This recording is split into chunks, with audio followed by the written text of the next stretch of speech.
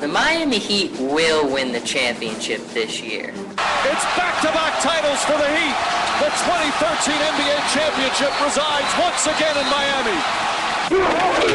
The Madden cover winner in 2012 was Peyton Hillis. Peyton who? Running room of the ends. Peyton Hillis is loose. Sprint to the end zone. Touchdown. The Jacksonville Jaguars have yet to win a game so far, Joe. I think it's time to unleash Tim Tebow, Rob. It definitely is. Tebow looping to the left side. Tebow on the move. 10-yard line, 5-yard line. It's Tebow time. Are you kidding me, Joe? Alex Rodriguez will make more than the entire Houston Astros roster this season? I don't know what they're doing down there, Big Shot Rob. That ball is high. That is far. It is good. You can listen to the Sports Vault every Friday from 12:30 to 1:30 on WICR. Hello, Iona College. This is Jersey Joe of the Sports Vault here with my partner, Big Shot Rob, and I'm very sorry for the delay. We had a couple technical difficulties, but we've got those all ironed out now, and man, we got a big show to do, so let's get right into it. Obviously, we always start you off with a recap of Thursday night's game, and the Carolina Panthers defeated the Tampa Bay Buccaneers 31-13. Not too much to take away from this game. I thought the Panthers are definitely getting better every week. I really like the way their offense is clicking. They're really moving the ball very well so far. And out of Tampa Bay, what more can you say? They're a mess right now. I thought Mike Glennon had a couple of nice displays of movement in the pocket, but overall the Bucs are just a mess. Things there with Schiano are just not working out, and I don't know how much worse you can get, but things are just pretty bad for Tampa right now. But it's led us to think about something. And it's been a big concern, especially after the Monday night game of the Giants and the Vikings, which we were on the field for, by the way. But it's just been a very bad slate of games so far for the Thursday and Monday night games. And this Monday you have the Seahawks and the Rams, which is going to be a blowout. The Rams are starting, don't have anybody that they're starting for quarterback. And the Thursday game next week is Bengals and Dolphins. It's all right, but I mean not great. Then next Monday you have the Bears and the Packers, not bad except Jay Cutler's not playing. And then the Thursday game the following that is the Redskins and the Vikings. And then, I mean, it's just a bad slate of games so far. And it's made a lot of people think, should the networks be concerned about these poor displays of Monday night and Thursday night games? Rob, do you think the network should be concerned? I would. Some of these teams are absolutely terrible when they play. That Giant game Monday, that was just one of the worst Monday Night Football games I've ever seen in my life. It really was. I mean, we were on the field for that too, Rob, so we got to see it up and close. Josh Freeman was just terrible. The Giants looked all right. This game Monday, Seahawks versus the Rams. Oh man, you gotta see Kellen Clemens. That's just gonna be a terrible Monday night game. That's gonna be scary. You want to see teams like Pittsburgh and the Ravens on Monday night. That's something you want to see, where you see defense go. You see a game like 13-7 or a Patriots-Jets game. That's what people want to see. They don't want to see these mediocre teams. Nobody wants to see the Redskins, especially the way they're playing this year. And nobody wants to see the Vikings, definitely, with how terrible they've been. Yeah, I agree. And here's the amazing thing, Rob. I was agreeing with that. I thought the same thing, but then I took a look at the ratings of the games, and it's unbelievable. So Game 1 of the World Series doesn't have as good a rating as the Giants-Vikings game, which might have been one of the worst Monday night games of all time. I mean, the World Series Game 1 did pretty well. It got a 9.4 rating, but the Giants-Vikings game had a 9.5. We're still waiting for the numbers on Game 2 and the Thursday night game, but that's just amazing to me how Game 1 of the World Series didn't do as well as the Giants-Vikings game. I mean, that really was just one of the worst games I ever watched. It's just incredible, but that's just the opening little rant right there. We know what you're here for, and let's get right into our Week 8 NFL picks. So far this year, for me personally, I'm 69-39. Not too bad. I'm picking pretty well this year, so hopefully we can keep on giving you guys the winners, and let's get right into it. The first game, Rob, we have is, we're starting off with a not too bad one, Rob. We got the 49ers and the Jaguars. It's the London game. And, Rob, I don't know about you, but I think it's pretty safe to go with the 49ers here. Yeah, it's pretty safe. That defense is going to be all over Chad Henne. He's had the last 2 weeks, he's played great football. He's had a tough time throwing touchdowns, but his receivers are dropping them. But this 49ers team, we all know they're better than this team. This Jaguars team is just awful to watch. Yeah. The next game we have, Rob, is the Browns and the Chiefs, and the Browns obviously this week they're not going with Brandon Weeden anymore. They're going to go with Jason Campbell. I don't think he's going to be able to figure out that offense. That team offensively right now without Brian Hoyer is just inept. They just can't get anything going. The Chiefs have the best defensive football, arguably. They are just unbelievable so far this year, and I think that the Chiefs are going to go to 8-0 this week. Yeah, I definitely think they're going to go 8-0. They've had 35 sacks so far this year, their defense, and that Browns team, without a great quarterback, they're weak. They need a real good quarterback. That's their problem all these years. They haven't drafted a good quarterback. Jason Campbell is not the answer. Yeah, agreed. I definitely agree on that one. Next one, Rob, is not a bad one. You have the Patriots and the Dolphins. Dolphins have came off the bye with a loss. I was very surprised in that one. Really bad they looked. But, Rob, your Jets beat the Patriots last week. I'm going to go with the Patriots in this one, being at home. I just haven't been impressed with Miami, and I think that was a really bad coming off their bye with a loss. I think New England's hungry for a win, and they're going to get one at home. Yeah, I'm going to go with the Pats, too. You know, after the Jets beat the Patriots, Tom Brady was on his radio, and he said, you know, that's one of the toughest games. You got to come back and you just got to keep winning now. And I'm going to go with the Pats because the Dolphins, Ryan Tannehill's looked awful these last couple weeks, thrown 7 picks. He's having a really tough time. And, you know, in his sophomore year, you would expect him to be leading this team, especially with the weapons he's acquired in the offseason. Yeah, agreed there. And the next one you have is the Saints and the Bills. I think for elimination, this is one of the safer picks of the week. Saints are coming off a bye. The Bills, though, you got to give the Bills a lot of credit. Even without E.J. Manuel, they really play hard every week. They're in every game they play. They're going to play tough. But the Saints, I think, at home are going to be too tough to beat coming off a bye. So I'm going to go with the Saints. Yeah, Saints, too. Nobody beats Drew Brees at home. Nope. The next one is probably the best game of the weekend. I mean, there's not that many great games this week. It's a kind of a weak slate, but it's probably the best one. The Lions and the Cowboys. The Lions are coming off a really crushing loss to the Bengals at home. And this is a tough game. I think both teams are pretty evenly matched.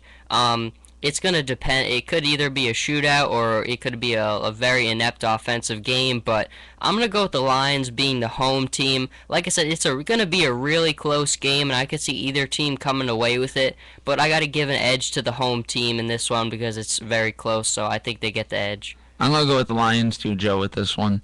I think a lot of points are going to be scored definitely in this game. Both defenses do not impress me.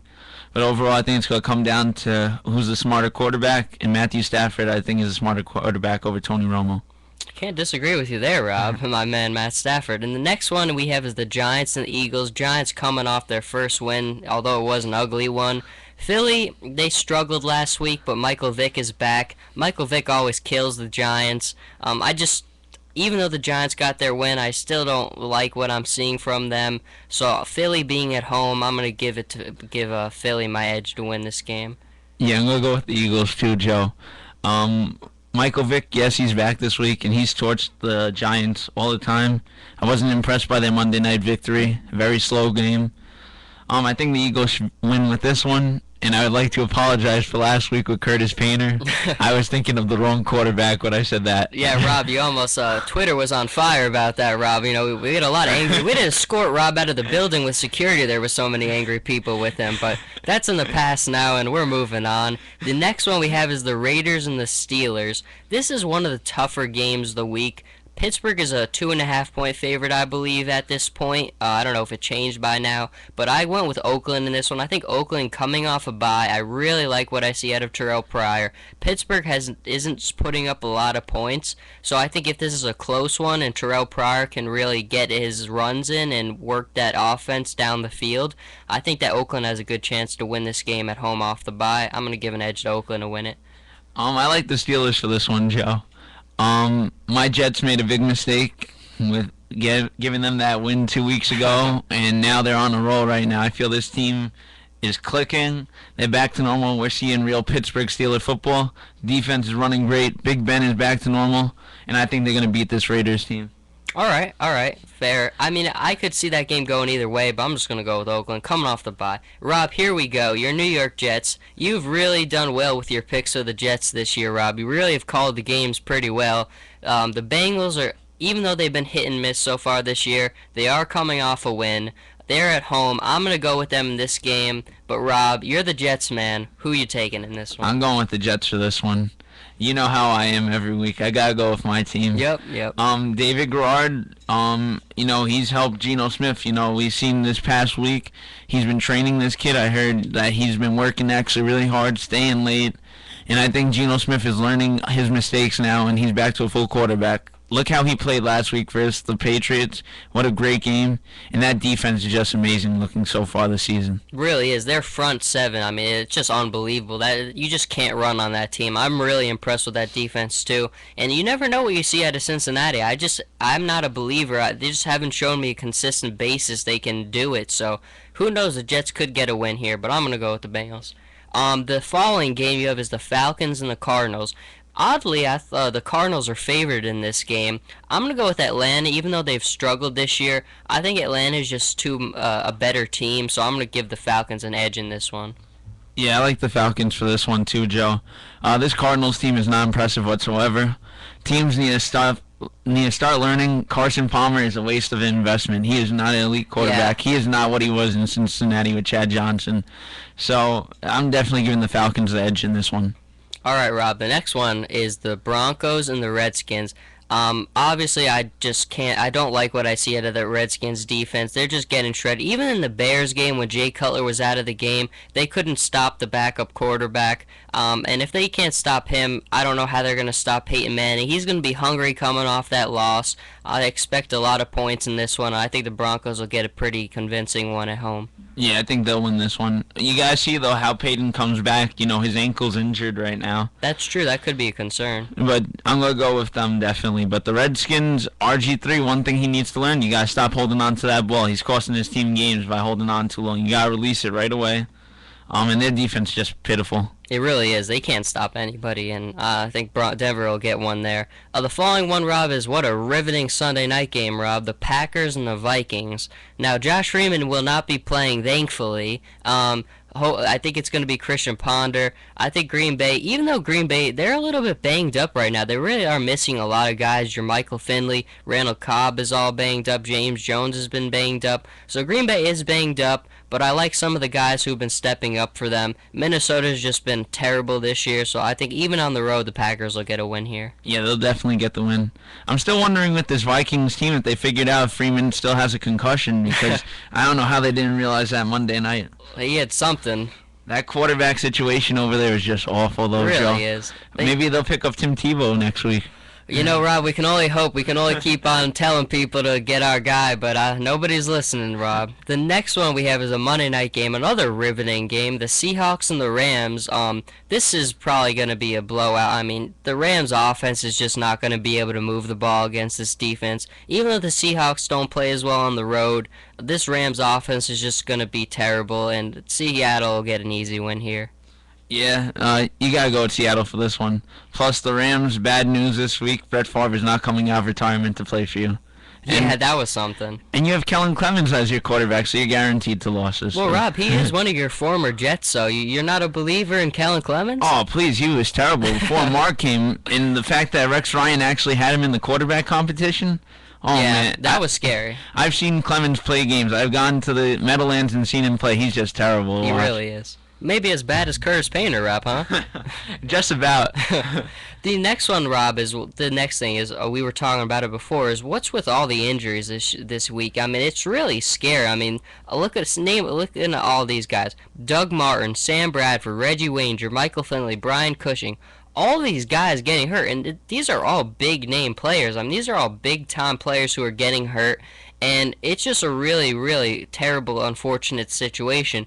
I know football's a rough game, but this is leading me to my next point, which is Brandon Merriweather. Now, we all saw Brandon Merriweather. He had the 2-game suspension for his hits on the Bears, and then he goes and he appeals it, and he gets it down to a 1-game, and I was just outraged when I heard this. I thought this was ridiculous. The NFL is all about safety now. That's all they're worried about. They're really concerned about safety, and I know it's not all for guys like him, but when you have guys like him on the field who consistently are doing the wrong thing, always going for trying to hurt the other guys. That's not what the NFL needs, and you can't give these guys shortcuts. You need to give him 2-game suspension, and if he's not listening after that, you just got to get him out of the league because there's no room for guys like that in the NFL. Rob, just what are your thoughts on that? I think he should have had at least 4-game suspension. Yeah, I would have been fine with that too. That was 3 times in that game. He was headhunting that whole game. Absolutely. You don't do that to players. That's how you injure somebody, and that's disrespectful. You don't do that to take somebody out to get a win.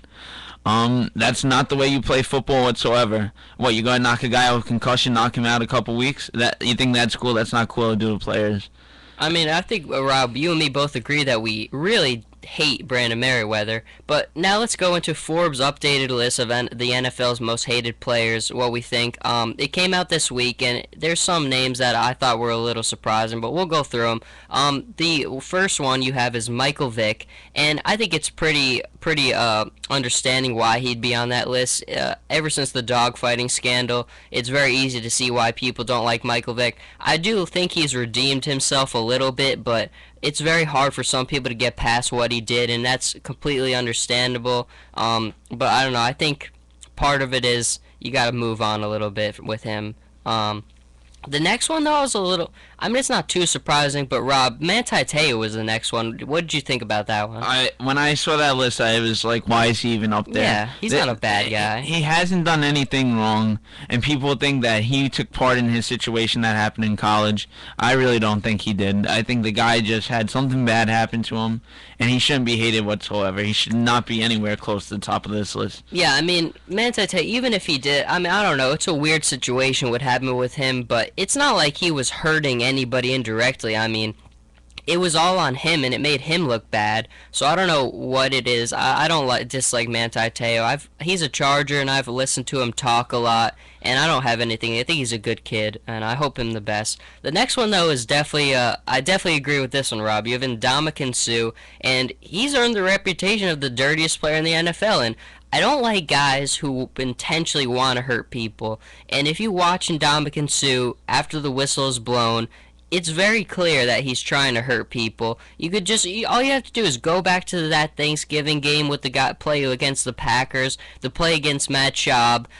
Ndamukong Suh, he's going to be out of the league if he doesn't cut down his act, because it's just, there's no room for guys like this in the NFL anymore. Following Ndamukong Suh, though, you have, computer's booting up right now, so we're just getting it. But I don't know, Rob, while we're getting this booting up, any thoughts on Ndamukong Suh? Oh, he should be number 2 or number 1 at least. He likes to stomp on people. He does like to stomp on people. But yeah, I don't like his dirty way of playing football. It's crazy.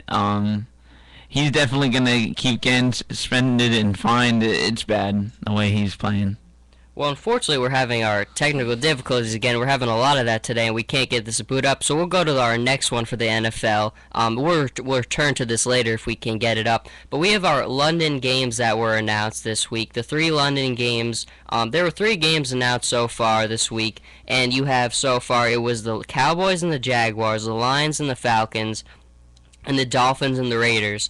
And I don't know, part of it I was putting something together, Rob, and it just kind of hit me. The Jaguars are playing in the London game this year and next year.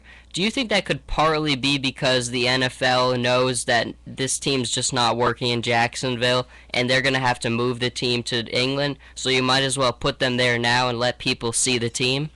It could be that, or it could be so the Jacksonville team could actually have a game where fans actually attend. That could be part of it too.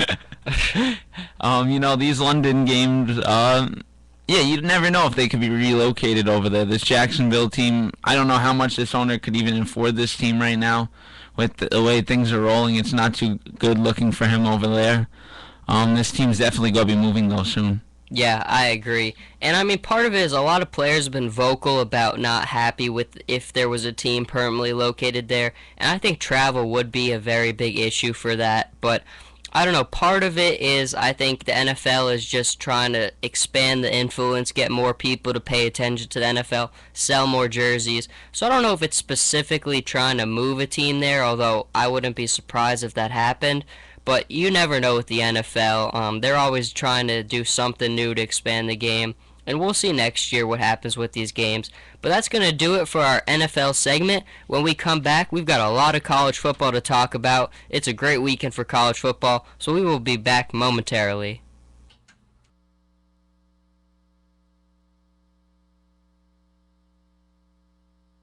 Open sesame. It's time for the Sports Vault with Jersey Joe and Big Shot Rob. Yeah, Joe, I think the Knicks are going to win the championship this year. They're going to beat the Heat. Let me stop you right there, Rob. The Miami Heat will win the championship this year. It's back-to-back titles for the Heat.